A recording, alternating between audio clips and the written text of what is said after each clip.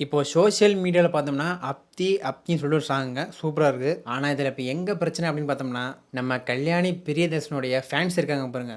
இந்த டான்ஸ் ஆடுனதுக்குங்க அந்த பாட்டுல வந்து பயங்கரமா எதிர்ப்பு கிளம்பியிருக்குங்க. "என்னடா பண்ணி வச்சிருக்கீங்க தலைவிய?" அது மாரி தாங்க இருக்கு. ஏன்னா, இவங்க வந்து முழுசா ஏத்துக்கவே முடியல.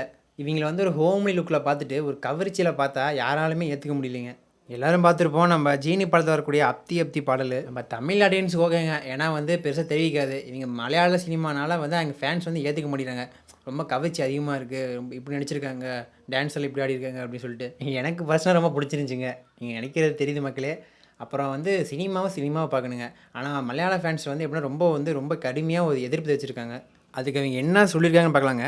கல்யாணியின் கவர்ச்சி தோற்றத்தில் மலையாள ரசிகர்கள் கடும் எதிர்ப்பு. பக்கத்து வீட்டு பெண் இமேஜுடன் இருந்த கல்யாணி பிரியதர்ஷன், இது போன்ற தோற்றங்களில் நடிப்பதை தவிர்க்க வேண்டும் அப்படின்னு ரசிகர்கள் கூறியிருக்காங்க. அவங்களுடைய ஃபேன்ஸு ஒரு சின்னதா ஒரு அட்வைஸும் தந்திருக்காங்க. அத பத்தி பார்ப்போமா?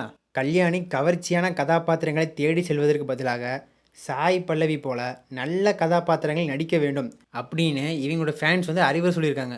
தமிழ்ல கூட எஸ்டிஆர் சார் கூட வந்து மாநாடுன்னு சொல்லிட்டு படம் நடிச்சிருந்தாங்க. அது கூட சூப்பரா தாங்க இருந்துச்சு. படம் நல்லா இருந்துச்சு. மாநாடு படத்துல கூட இவங்களுக்கு வந்து பெருசா கவர்ச்சி இல்ல. நல்லா இருந்துச்சு. அது திரைக்கதையே ஃபர்ஸ்ட்டு வேற. நல்லா இருந்துச்சு ஆனா. லோகா அத்தியாயம் 1ன்னு சொல்லிட்டு கூட நம்ம கல்யாணி பிரியதர்ஷன் நடிச்சிருந்தாங்க. அந்த படம் கூட இந்தியா லெவல்ல வந்து சூப்பரா இருந்துச்சு.